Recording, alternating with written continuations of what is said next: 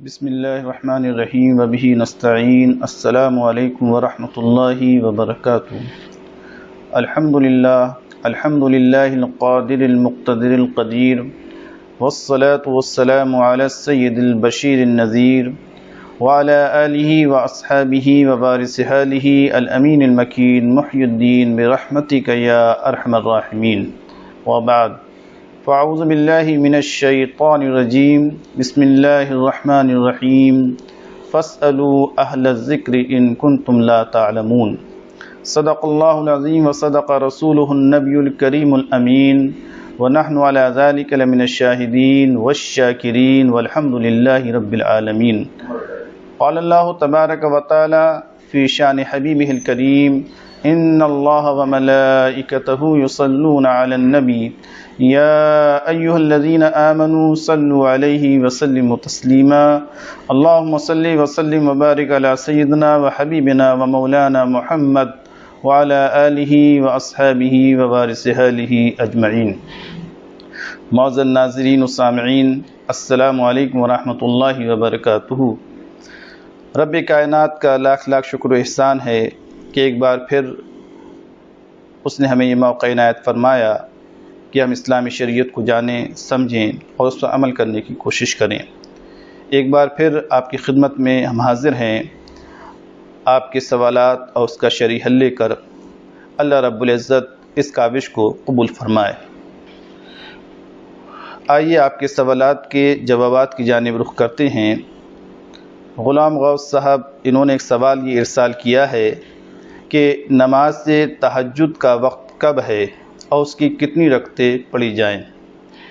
دیکھیے، نماز تہجد کا وقت نماز عشاء کے بعد سے صبح صادق سے پہلے تک رہتا ہے۔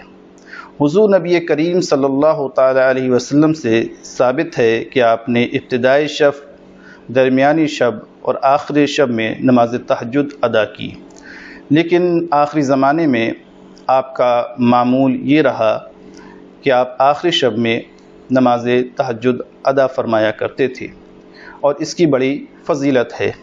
فقہائے احناف اور دیگر ائمہ کرام نے آخری شب کو نماز تہجد کے لیے مقرر کیا ہے اور اس کی فضیلت بیان کی ہے۔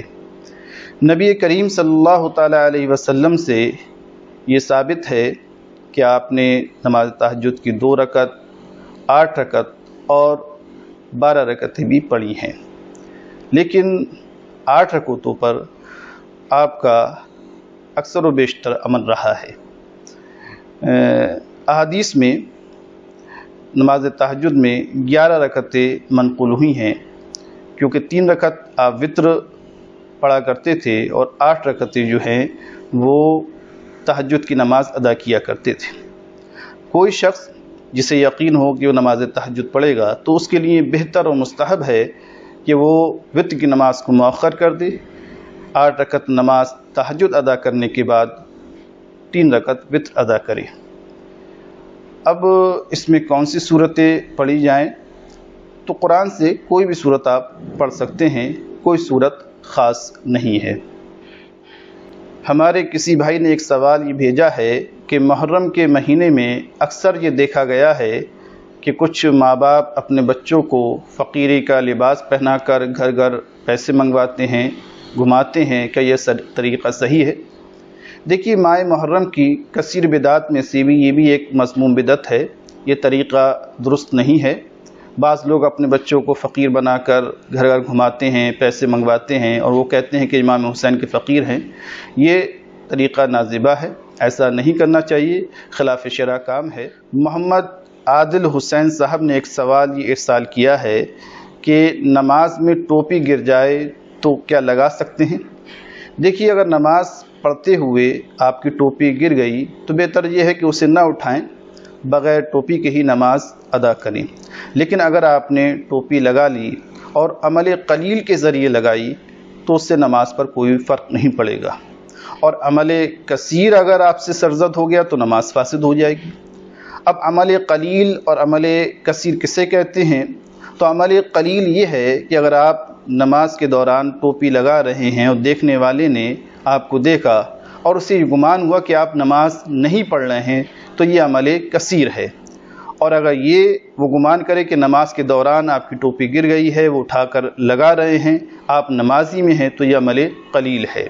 مثلا آپ نے دونوں ہاتھوں سے باقاعدہ اہتمام کے ساتھ ٹوپی سر پہ رکھی تو اس سے یہ محسوس ہوگا گویا کہ آپ یہ عمل نماز نہیں کر رہے ہیں، نماز میں نہیں ہیں، تو اس سے نماز فاسد ہو جائے گی۔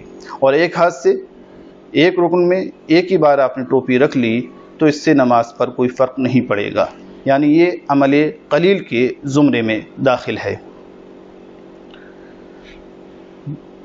محمد اسلم، یہ مہانیشور کے رہنے والے ہیں، انہوں نے کئی سوال ارسال کیے ہیں۔ پہلا سوال یہ ہے کہ جمعے کی نماز کے لیے کیا کیا شرطیں ہیں؟ دیکھیے، نماز جمعے کی فرضیت کے لیے چند شرطیں ہیں۔ پہلی شرط یہ ہے کہ آدمی مرد ہو، یعنی عورت پر جمعہ فرض نہیں ہے، آزاد ہو، غلام پر جمعہ فرض نہیں ہے، اب تو غلامی کا رواج ہی نہیں ہے، کسی شہر یا ایسی جگہ مقیم ہو جو شہر کے حکم میں ہے، لہذا مسافر پر جمعہ فرض نہیں ہے، یا اگر کوئی شخص گاؤں میں مقیم ہے تو اس پر بھی جمعہ فرض نہیں ہے۔ اسی طرح جمعے کی فرضیت کے لیے ضروری ہے کہ بیمار نہ ہو، اگر بیمار ہے مسجد نہیں جا سکتا تو اس پر بھی جمعہ فرض نہیں ہے، نابینا ہے تب اس پر بھی جمعہ فرض نہیں ہے۔ اسی طرح چلنے پر قادر ہو، اگر کوئی شخص مسجد تک پہنچنے پر قادر نہیں ہے، اسے کوئی عذر ہے تو اس پر بھی جمعہ فرض نہیں ہے۔ لیکن یاد رہے، جن لوگوں کا بھی ذکر کیا، مسافر ہیں یا بیمار ہے یا اپاہج ہے یا نابینا ہے، یہ شخص اگر مسجد میں داخل ہو گئے اور نماز جمعہ انہوں نے ادا کر لی تو ان کی جانب سے جمعہ ادا ہو جائے گا اور جمعے کی نماز اور ظہر کی نماز ساقط ہو جائے گی۔ اسلم صاحب نے ایک دوسرا سوال یہ ارسال کیا ہے، کیا کسی گاؤں میں نماز جمعہ ہو سکتی ہے؟ دیکھیے، جمعے کی ادائیگی کی شرط میں سے ہے کہ وہ مصر ہو، یعنی شہر کا ہونا نماز جمعے کے لیے ضروری ہے، گاؤں میں جمعے کی نماز نہیں ہوتی ہے۔ اب شہر کی تعریف میں دو قول ہیں، ایک ظاہر الروایت کا ہے، ایک نادر الروایت ہے۔ ظاہر روایت میں شہر کی تعریف یہ کی گئی ہے کہ وہاں امیر ہو، قاضی ہو، بازار ہو، زندگی کی ضروریات کا سامان مہیا ہو تو وہ شہر کے حکم میں ہے۔ نادر الروایت جس میں یہ بیان کیا گیا ہے، حضرت امام یوسف سے یہ روایت آئی ہے، وہ شہر کی تعریف یہ کر رہے ہیں کہ کوئی بستی اگر بڑی ہے اور وہاں کی آبادی کا تناسب یہ ہے کہ وہاں کے عاقل و بالغ مرد جن پر نماز جمعہ فرض ہے، وہ اگر اس بستی کی سب سے بڑی مسجد میں جمع ہو جائیں اور وہاں گنجائش نہ رہے، مسجد تنگ رہ جائے، مسجد بھر جائے اور لوگ باقی رہیں، تو وہ بستی جو ہے وہ شہر کے حکم میں ہے۔ لہذا سہولیت کے پیش نظر اور احکام شریعہ میں غفلت کے پیش نظر اکثر مفتیان اکرام کا اسی موقف پر فتویٰ ہے کہ جمعے کی جو دوسری تعریف جو نادر روایت ہے، اس پر کثیر فقہاء اکرام نے فتویٰ دیا ہے کہ وہ شہر کے حکم میں وہاں جمعہ قائم ہو جائے گا۔ راشد قادری صاحب نے ایک سوال یہ ارسال کیا ہے، کیا بینک میں جمع رقم اور اس سے حاصل منافع پر زکوٰۃ دینی ہوگی؟ جی ہاں، اگر بینک میں جمع رقم نصاب کی مقدار کو پہنچ گئی اور حولان حول ہو گیا، یعنی 1 سال گزر گیا، تو اس پر زکوٰۃ فرض ہو جائے گی۔ اب آپ کو ہر سال اس کی زکوٰۃ ادا کرنا ہے۔ اگر چند سال آپ نے بینک سے پیسہ نہیں نکالا اور چند سال کے بعد آپ نے وہ پیسے نکالے تو گزشتہ ایام کی بھی آپ کو زکوٰۃ ادا کرنا ہوگی، گزشتہ سالوں کی زکوٰۃ بھی آپ پر فرض ہے۔ اسی طرح اگر آپ نے کوئی پالیسی لی ہے اور اس میں پیسے کو فکس کر دیا ہے، تو اگر چند سال کے بعد وہ آپ کو پیسہ ملا تو گزشتہ ایام کی آپ زکوٰۃ دیں گے، اور آخری سال میں جو آپ کو انٹرسٹ ملا ہے، فائدہ ملا ہے، وہ آخری سال میں جوڑیں گے، کیونکہ زکوٰۃ کی فرضیت کے لیے ضروری ہے کہ آپ صاحب نصاب ہوں، اس کے مالک ہوں اور وہ چیز آپ کے قبضے میں ہو۔ تو بینک میں جو آپ کا پیسہ ہے آپ اس کے مالک ہیں اور وہ آپ کے قبضے میں ہے، جب چاہیں آپ اس سے نکال سکتے ہیں، لہذا قبضہ بھی آپ کا تام ہے اور آپ کی ملکیت میں ہے اور نصاب کو پہنچ گئی ہے، تو زکوٰۃ اس کی نکالنا آپ کے لیے لازم و ضروری ہے۔ ایک صاحب نے یہ سوال بھیجا ہے کہ ایک سانس میں پانی پینا کیسا ہے؟ دیکھیے، ایک سانس میں پانی پینا خلاف سنت ہے۔ بہتر ہے کہ 3 سانسوں میں پانی پیا جائے اور ہر بار برتن کو منہ سے جدا کر کے سانس لی جائے، کیونکہ برتن میں سانس لینا ممنوع ہے۔ نبی کریم علیہ تحیت و تسلیم نے منع فرمایا ہے کہ آپ برتن میں سانس لیں۔ پانی پینے کا سنت طریقہ یہ ہے، جس میں برکت بھی ہے اور صحت کے لیے بھی فائدہ مند ہے، کہ آپ 3 سانسوں میں پانی پئیں۔ سانس لیتے وقت برتن کو منہ سے جدا کریں، پانی پینے سے پہلے بسم اللہ پڑھیں اور پانی پینے کے بعد الحمدللہ پڑھا جائے۔ آج کل بہت سے لوگوں کو دیکھا جاتا ہے کہ وہ پانی کی ابتدا میں جو ہے نہ بسم اللہ پڑھتے ہیں اور پانی پینے کے بعد الحمدللہ بھی نہیں کہتے ہیں۔ یہ خلاف شرع کام ہے، کیونکہ شکر گزاری انسان پر لازم و ضروری ہے۔ استاد گرامی شیخ صاحب قبلہ فرمایا کرتے تھے کہ پہلے کے لوگوں کو دیکھا جاتا تھا کہ بہت سی نعمتوں سے وہ بہت قلیل معمولی غذا کھا رہے ہیں، سرکے سے کھانا کھا رہے ہیں، کھجوریں تناول کر رہے ہیں، لیکن شکر گزاری اس درجہ ہوا کرتی تھی کہ آپ نے سرکے سے روٹی کھانے کے بعد الحمدللہ کہا کرتے تھے، اللہ کی شکر گزاری کیا کرتے تھے۔ لیکن دور حاضر میں اکثر و بیشتر یہ دیکھا جا رہا ہے کہ انواع و اقسام کی غذائیں کھانے کے بعد ان کی شکر گزاری تو کجا ہے، کھانے کے بعد کہتے ہیں کہ مزہ نہیں آیا۔ یہ اللہ کی نعمتوں کی ناشکری ہے۔ اس لیے اللہ جو بھی عنایت فرمائے اور جو بھی میسر ہو، اسے کھانے کے بعد الحمدللہ کہیں، اللہ کی تعریف کہیں، کیونکہ اللہ تبارک و تعالیٰ قرآن میں ارشاد فرماتا ہے کہ اگر تم میری نعمتوں پہ شکر گزاری کرو گے تو میں نعمتوں میں اضافہ کروں گا۔ لئن شکرتم لأزیدنکم، کہ اگر میرے بندو اگر تم میری نعمت پہ شکر گزاری کرو گے تو میں نعمتوں میں اضافہ کرتا رہوں گا۔ وَلَئِن کَفَرْتُمْ، اور اگر میری نعمتوں کی ناشکری کی، اس کی توہین کی، بے قدری کی، تو سمجھ لو ان عذابی لشدید، میرا عذاب بھی سخت ہے، میری گرفتی بڑی سخت ہے۔ لہذا کوئی بھی نعمت ہو تو اس نعمت پر اللہ کی شکر گزاری کرنا ضروری ہے۔ ایک بھائی نے سوال یہ ارسال کیا ہے کہ انجیکشن لگواتے وقت اگر خون کی ایک آدھ بوند نکل آئے تو کیا وضو ٹوٹ جائے گا؟ دیکھیے، اگر آپ نے انجیکشن لگوایا اور خون کی کوئی بوند نہیں نکلی تو وضو نہیں ٹوٹا، اور اگر خون نکلا تو یہ دیکھا جائے گا کہ وہ قلیل ہے یا کثیر ہے۔ اب قلیل اور کثیر کی پہچان کس طرح کی جائے؟ تو آپ دیکھیے کہ وہ جس جگہ آپ نے انجیکشن لگوایا ہے اس سے جو خون نکلا ہے وہ اپنی جگہ پر قائم ہے یا بہہ رہا ہے۔ اگر وہ اپنی مخرج میں قائم ہے، وہاں سے بہا نہیں، تو آپ کا وضو باقی ہے۔ اور اگر وہ بہنے لگا، جسے وضو میں یا غسل میں دھونا فرض ہے، اگر وہ اس جگہ بہا جسم کے ظاہری حصے پر، تو آپ کا وضو ٹوٹ گیا، کیونکہ جسم سے خون نکلے اور جسم کے ظاہری حصے پر بہہ جائے، اس جگہ بہے جہاں وضو میں یا غسل میں دھونا فرض ہوتا ہے، تو اگر اس کے اندر ایک قطرہ بھی بہہ گیا تو آپ کا وضو ٹوٹ گیا۔ محمد رئیس قادری یہ ممبئی کے رہنے والے ہیں۔ انہوں نے جمعے کی نماز کے تعلق سے کئی سوال ارسال کیے ہیں۔ پہلا سوال یہ ہے کہ جمعے کی اذان کے وقت کاروبار کرنا کیسا ہے، یہ تجارت کرنا کیسا ہے؟ دیکھیے، جمعے کی اذان کے وقت تجارت کرنا ناجائز ہے۔ فقہاء کرام کی اصطلاح میں یہ مکروہ تحریمی ہے، جس سے پرہیز کرنا ضروری ہے۔ اللہ تبارک و تعالیٰ نے واضح طور پر قرآن عظیم میں ارشاد فرمایا، اعوذ باللہ من الشیطان الرجیم، اذا نودی للصلاة من یوم الجمعہ فاسعوا الی ذکر اللہ وذروا البیع ذلک خیر لکم ان کنتم تعلمون۔ اس کا ترجمہ یہ ہے کہ جمعے کے دن جب نماز کے لیے اعلان کیا جائے، پکارا جائے، ندا کی جائے، تو اللہ کے ذکر کی طرف دوڑو اور تجارت ختم کر دو، تجارت کو چھوڑ دو۔ ذالک خیر لکم ان کنتم تعلمون، یہ تمہارے لیے بہتر ہے اگر تم سمجھ رکھتے ہو، جانتے ہو۔ یعنی نماز جمعے کا جب اعلان ہو جائے، ندا دی جائے، اذان ہو جائے، تو اس وقت نماز کی تیاری میں مشغول ہونا ضروری ہے۔ یہ آیت کریمہ واضح طور پر اعلان کر رہی ہے کہ ذکر الہی کا اہتمام کرو، سعی کرو اور تجارت کو ترک کر دو، تمہارے لیے یہ چیز بہتر ہے۔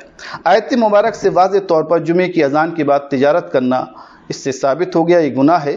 جمعے کی اذان ہوتے ہی جمعے کے لیے اہتمام کرنا ضروری ہے۔ اب جو لوگ جمعے کی اذان کے بعد بھی تجارت کرتے ہیں یا دنیاوی باتوں میں مشغول رہتے ہیں، نماز کا اہتمام نہیں کرتے ہیں، نماز کی تیاری نہیں کرتے ہیں، تو وہ گناہ گار ہیں، انہیں اس سے پرہیز کرنا چاہیے۔ محمد رئیس قادری صاحب نے ایک سوال یہ بھی کیا ہے کہ بعض لوگوں کو دیکھا جاتا ہے کہ وہ دکان پر کام کر رہے ہیں، الگ الگ مسجدوں میں نماز پڑھ رہے ہیں، 2-3 یا 3-4 کر کے دکان سے چلے جاتے ہیں، باقی تجارت کرتے رہتے ہیں، تو ایسا کرنا کیسا ہے؟ دیکھیے، اللہ کے رسول صلی اللہ تعالی علیہ وسلم نے ارشاد فرمایا، انما الاعمال بالنیات، اعمال کا دار و مدار نیتوں پر ہے۔ لہذا یہ طریقہ کہ اذان جمعے کے بعد تجارت بند نہ کرنے کا ہے کہ 2 آدمی چلے گئے، انہوں نے نماز پڑھ لی، پھر وہ آ گئے اور تجارت کو انہوں نے نہیں چھوڑا، کاروبار چلتا رہا، تو یہ صحیح طریقہ نہیں ہے۔ اذان جمعہ جب ہو جائے گی تو آپ سب لوگوں کو تجارت بند کرنا ہے اور نماز کا اہتمام کرنا ہے۔ یہ حیلہ نکالنا کہ 2 لوگوں کو چھوڑ گئے، وہ تجارت میں مشغول ہیں اور باقی نماز جمعہ ادا کر رہے ہیں، پھر وہ آ گئے، پھر دوسرے چلے گئے، یہ حیلہ نازیبا ہے، درست نہیں ہے۔ محمد دانش صاحب نے ایک سوال یہ ارسال کیا ہے کہ وضو کن چیزوں سے مکروہ ہو جاتا ہے؟ دیکھیے، چند چیزیں ایسی ہیں جو وضو میں کراہت پیدا کرتی ہیں، جس سے وضو مکروہ ہو جاتا ہے۔ آپ ضرورت سے زیادہ پانی استعمال کر رہے ہیں، بے تحاشا پانی استعمال کر رہے ہیں، اتنی ضرورت نہیں ہے، بغیر ضرورت کے کثیر پانی آپ نے خرچ کیا، تو یہ اسراف فی الوضو کہلاتا ہے، اس سے وضو میں کراہت پیدا ہوتی ہے۔ دوسری چیز یہ ہے کہ آپ نے اتنا کم پانی استعمال کیا جس سے سنت ادا نہیں ہوئی، کیونکہ ایک عضو کو 3 مرتبہ دھونا یہ سنت ہے، اتنا آپ نے قلیل پانی استعمال کیا کہ اس سے سنت ادا نہیں ہوئی، تو اس سے وضو میں کراہت پیدا ہو جائے گی۔ تیسری چیز یہ ہے کہ آپ نے زور سے منہ پر چھپکے مارے، پانی مارا، تو منہ پر یہ پانی مارنا زور سے، اس سے وضو میں کراہت پیدا ہوتی ہے، وضو مکروہ ہو جاتا ہے۔ وضو کرتے وقت دنیاوی باتیں کرنا، دنیاوی باتوں میں مشغول ہونا، اس سے بھی وضو میں کراہت پیدا ہوتی ہے۔ اسی طرح آپ نے 3 بار مسح کیا اور ہر بار آپ نے جدید پانی لیا، نیا پانی لیا، تو یہ بھی مکروہ ہے، کیونکہ مسح الگ چیز ہے اور غسل الگ چیز ہے، لہذا وہ مسح نہیں رہا بلکہ غسل ہو گیا، دھونا ہو گیا۔ 3 بار جدید پانی لے کر آپ نے مسح کیا تو مسح کے زمرے میں نہیں ہوگا، اگرچہ فرض ادا ہو گیا لیکن خلاف سنت ہے، اس لیے کراہت اس میں پیدا ہو جائے گی۔ محمد انس صاحب نے ایک سوال یہ ارسال کیا ہے، کیا وتر کی نماز بیٹھ کر پڑھ سکتے ہیں؟ دیکھیے انس صاحب، بغیر کسی عذر کے وتر کی نماز بیٹھ کر نہیں پڑھ سکتے۔ کوئی بھی فرض نماز ہو، واجب ہو یا سنت ہو، اگر عذر ہے، کوئی تکلیف ہے، آپ کھڑے نہیں ہو سکتے، تو بیٹھ کر ادا کر سکتے ہیں۔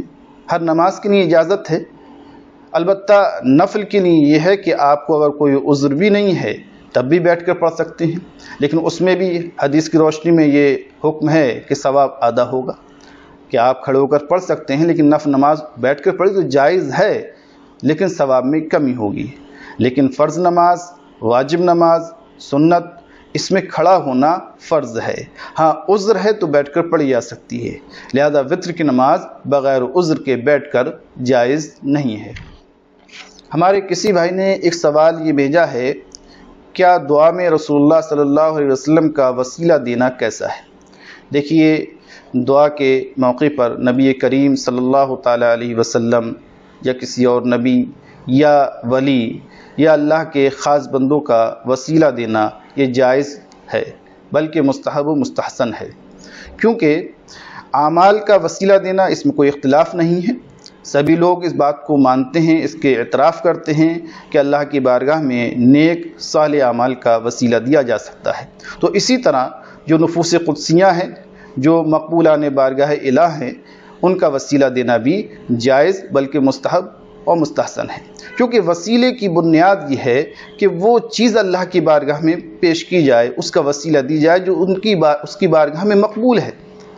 جیسے نماز اللہ کو پسند ہے، روزہ ہے، خیرات ہے، نیک کام ہے، اب ان کا وسیلہ دے کر اللہ سے کچھ مانگیں تو اللہ قبول فرماتا ہے، جبکہ ہمیں معلوم نہیں ہے کہ یہ ہماری نماز قبول ہوئی ہے یا نہیں ہوئی ہے، ہمیں پتہ نہیں ہے کہ ہمارے روزے مقبول ہوئے ہیں یا نہیں ہوئے ہیں، ہمیں اس بات کا علم نہیں ہے کہ جو زکوٰۃ ہم نے دی ہے یہ اللہ کی بارگاہ میں قبول ہوئی ہے یا نہیں ہوئی ہے۔ خیرات، صدقات، یقینی طور پر کوئی بندہ بھی یہ نہیں کہہ سکتا کہ میرا یہ عمل اللہ کی بارگاہ میں قبول ہو گیا۔ اس کے باوجود آپ اس کا وسیلہ دیتے ہیں، اور دینا جائز ہے بلکہ بہتر ہے، تو وہ نفوس قدسیہ جن کے بارے میں گمان ہی نہیں ہے کہ یہ مقبول نہیں ہے بلکہ حتمی یقینی طور پر اللہ کی بارگاہ میں یہ مقبول ہیں، لہذا ان کا وسیلہ دینا بدرجہ اولا جائز اور مستحب۔ ایک شخص نابینا تھے، وہ نبی کریم صلی اللہ علیہ وسلم کی بارگاہ میں حاضر ہوئے اور حضور سے کہا کہ حضور دعا فرمائیے کہ میری بینائی لوٹ آئے، میں بینا ہو جاؤں۔ تو نبی کریم صلی اللہ تعالیٰ علیہ وسلم نے ایک دعا تلقین فرمائی۔ اس دعا میں آپ نے سکھایا کہ میرے نام کا وسیلہ دی جائے، اور یہ دعا پڑھی کہ آپ جب وضو کر کے آئیے بہت اچھی طریقے سے وضو کیجئے، پھر نماز ادا کیجئے، اور نماز کے بعد اس طرح دعا کیجئے کہ اللہم انی اسألک واتوجہ الیک بنبیک محمد النبی رحمہ، کہ اللہ میں تجھ سے سوال کرتا ہوں، تیری طرف متوجہ ہوتا ہوں تیرے نبی کے واسطے سے، اس نبی کے واسطے سے جو رحمت ہے۔ اور پھر نبی کریم صلی اللہ علیہ وسلم کو مخاطب کیا، حضور نے فرمایا یہ کہو یا محمد انی قد توجہت بک الی ربی فی حاجتی ہذہ، کہ محمد صلی اللہ علیہ وسلم میں آپ کے واسطے سے، آپ کے وسیلے سے اپنے رب کی طرف متوجہ ہو گیا ہوں اپنی ضرورت میں، تاکہ یہ ضرورت میری پوری ہو جائے۔ اللہم فشفع فیہ، اے اللہ، اے رب العالمین، تو میرے حق میں اپنی نبی کی سفارش قبول فرما۔ یہ دعا ان صحابی نے کی، اور ابھی دعا سے فارغ ہوئے تھے کہ آپ کی بینائی واپس آ گئی۔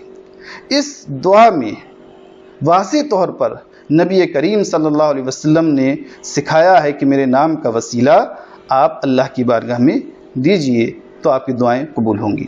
بہرحال حضور نبی کریم صلی اللہ علیہ وسلم اور مقربان بارگاہ الہ کے وسیلہ دینا دعا میں جائز ہے بلکہ مستحب اور مستحسن ہے۔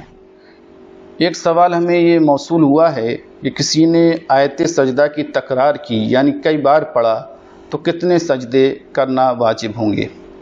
دیکھیے قرآن شریف میں 14 سجدے ہیں، 14 ایسی آیتیں ہیں جنہیں پڑھنے سے سجدہ واجب ہو جاتا ہے۔ اب اس میں سے اگر ایک آیت آپ نے پڑھی اور اسی مجلس میں بیٹھے ہوئے اس کی تکرار کرتے رہے، مجلس بدلی نہیں، تو ایک ہی سجدہ آپ پر واجب ہوگا۔ لیکن بدل کے آپ نے آیتیں پڑھنا شروع کریں، کبھی کوئی آیت سجدہ تلاوت کی، پھر اس کے بعد دوسری آیت سجدہ تلاوت کی، پھر تیسری آیت سجدہ تلاوت کی، اس طرح اگر آپ نے 14 آیت سجدہ تلاوت کی تو 14 سجدے آپ پر واجب ہو جائیں گے۔ اگر 10 کی تو 10 واجب ہو جائیں گے۔ تو جتنی آیت سجدہ آپ نے تکرار کی ہے ان 14 آیات میں سے اتنی سجدے آپ پر واجب ہو جائیں گے۔ لیکن اگر ایک ہی آیت کی آپ تکرار کرتے رہے، وہاں سے اپنی جگہ سے نہیں ہٹے، مجلس نہیں بدلی، تو آپ پر ایک ہی سجدہ واجب ہو جائے گا۔ ایک صورت یہ بھی ہو سکتی ہے کہ آپ نے ایک آیت سجدہ پڑھی، پڑھنے کے بعد آپ کسی کام چلے گئے، پھر دوبارہ آئے، پھر اسی آیت سجدہ کو آپ نے تلاوت کیا تو آپ پر 2 سجدے ہو گئے، پھر کسی جگہ چلے گئے، تو آپ تکرار کر رہے ہیں لیکن مجلس بدل رہی ہے، تو آپ پر جتنی بار مجلس بدلے گی اتنے ہی سجدے واجب ہو جائیں گے۔ اگر کوئی شخص آیت سجدہ پڑھ رہا ہے اور کسی نے سنا تو سننے والے پر بھی سجدہ تلاوت واجب ہو جاتا ہے۔ آپ ایک جگہ ایک آیت سجدہ تلاوت کر رہے ہیں، سننے والا آیا، وہ سن کے چلے گیا، پھر دوبارہ آیا تو اس نے پھر دوبارہ سن لی، تو آپ پر تو ایک سجدہ تلاوت واجب ہوگا لیکن سننے والے پر 2 سجدہ تلاوت واجب ہو جائیں گے۔ لہذا مجلس اگر بدلتی جا رہی ہے تو جتنی بار مجلس بدلے گی، خواہ وہ سننے والا ہو یا پڑھنے والا ہو، دونوں پر اتنی ہی بار سجدہ تلاوت کرنا ضروری اور لازم ہوگا۔ ایک بھائی نے یہ سوال ارسال کیا ہے کہ اگر ولی نے نماز جنازہ نہیں پڑھی تو کیا نماز جنازہ دوبارہ کی جا سکتی ہے؟ جی ہاں، اگر ولی اقرب نے نماز جنازہ ابھی ادا نہیں کی ہے، دیگر لوگوں نے پڑھ لی ہے، تو دوبارہ نماز جنازہ پڑھی جا سکتی ہے، اس میں کوئی قباحت اور حرج نہیں ہے۔ ہمارے کسی بھائی نے ایک سوال یہ ارسال کیا ہے کہ ایک شخص مالک نصاب ہونے کے بعد بھی زکوٰۃ کا مال کھاتا ہے، تو کیا ایسا کرنا شرعاً اس کے لیے جائز ہے؟ ہرگز جائز نہیں، وہ سخت گناہ گار ہے، وہ حرام مال کھا رہا ہے، کیونکہ وہ شخص خود مالک نصاب ہے۔ جب مالک نصاب ہے تو وہ حقدار نہیں زکوٰۃ کا مال لینے کا، وہ اس کا مصرف نہیں ہے، لہذا وہ ناجائز کسی دوسرے کا حق کھا رہا ہے، یہ شرعاً اس کے لیے جائز نہیں ہے۔ وہ اس کام سے پرہیز کرے، توبہ کرے، اور جتنا مال اس نے زکوٰۃ کا کھایا ہے وہ کسی فقیر کو دے، اور اللہ کی بارگاہ میں اپنے گناہ پر توبہ کرے، تو امید ہے اللہ تبارک و تعالیٰ کی ذات سے کہ وہ اسے معاف فرمائے گا۔ ممبئی سے محمد اقبال قادری صاحب نے ایک سوال ارسال کیا ہے کہ عاشورے کے کتنے روزے رکھنا سنت ہے؟ دیکھیے، عاشورے یعنی 10 محرم کا روزہ رکھنا مستحب اور بہتر ہے۔ رمضان کے روزے کی فضیلت کے بعد جتنے بھی نفلی روزے رکھے جاتے ہیں اس میں سب سے افضل اور سب سے زیادہ بہتر روزے جو ہیں وہ محرم یعنی عاشورے کا رکھنا ہے۔ حضرت عائشہ رضی اللہ تعالی عنہا سے روایت ہے کہ آپ فرماتی ہیں کہ زمانے جاہلیت میں لوگ بھی 10ویں محرم کا روزہ رکھتے تھے، اور نبی کریم صلی اللہ تعالی علیہ وسلم نے جب رمضان کے روزے فرض ہوئے تو محرم کے روزے کی فرضیت ختم ہو گئی، اور پھر اختیار مل گیا کہ جو چاہے رکھے اور جو چاہے نہ رکھے۔ حضرت سمرہ بن جندب رضی اللہ تعالیٰ عنہ سے روایت ہے، آپ فرماتے ہیں کہ نبی کریم صلی اللہ علیہ وسلم 10ویں محرم کا خود بھی روزہ رکھا کرتے تھے اور اس کا اہتمام کیا کرتے تھے، اور دوسروں کو ترغیب بھی دیا کرتے تھے، اور اس موقع پر ہمیں نصیحت بھی فرمایا کرتے تھے۔ نبی کریم صلی اللہ تعالیٰ علیہ وسلم مکے سے ہجرت کر کے جب مدینہ تشریف لائے تو آپ نے یہود کو دیکھا کہ وہ بھی 10 محرم کا روزہ رکھتے ہیں، تو تالیف قلب کے لیے آپ نے ان سے پوچھا، کیونکہ یہودیوں کے ساتھ آپ نرمی کا برتاؤ کرتے تھے، اسی لیے آپ نے 16 یا 17 مہینے جو ہے بیت المقدس کی طرف منہ کر کے نماز ادا کی۔ تو جب یہودیوں سے دریافت کیا کہ تم روزہ کیوں رکھتے ہو، تو انہوں نے کہا کہ یہ بڑا دن ہے، اللہ تبارک و تعالیٰ نے حضرت موسیٰ علیہ السلام کو فرعون کے شر اور اس کے ظلم سے نجات عطا فرمائی، اور فرعون کو اس دن دریا نیل میں غرق کر دیا، لہذا اس انعام کی خوشی کے طور پر ہم روزہ رکھتے ہیں۔ تو آپ نبی کریم صلی اللہ تعالیٰ علیہ وسلم نے ارشاد فرمایا کہ حضرت موسیٰ کی پیروی کے ہم زیادہ حقدار ہیں، تو آپ نے بھی روزہ رکھا۔ لیکن جب یہود کی مکاریاں زیادہ بڑھنے لگیں اور عناد اور دشمنی میں اضافہ ہوا تو نبی کریم صلی اللہ تعالیٰ علیہ وسلم نے حکم دیا کہ یہود کی مخالفت کی جائے۔ تو صحابہ نے عرض کیا، یا رسول اللہ، یہ 10 محرم کا روزہ رکھتے ہیں اور یہ ان کے لیے عظیم ہے، تو آپ نے فرمایا کہ آئندہ سال ہم 9 اور 10 محرم دونوں کا روزہ رکھیں گے، لہذا صرف 10 محرم کا روزہ رکھنا یہ مکروہ ہے، لہذا 9ویں اور 10ویں دونوں دن کا روزہ رکھا جائے۔ اس ایپیسوڈ میں انہی سوالات پر اکتفا کیا جاتا ہے۔ اسکرین پر آپ کو ایک نمبر نظر آ رہا ہوگا، جو بھی سوال آپ کے ذہن میں ہے اور آپ اس کا جواب چاہتے ہیں تو اس نمبر پر ارسال کیجیے، انشاءاللہ اگلے ہفتے آپ کو اس کا جواب دیا جائے گا۔ اللہ تبارک و تعالی ہمیں دین کو جاننے، سمجھنے اور اس پر عمل کرنے کی توفیق عطا فرمائے۔ السلام علیکم، خدا حافظ۔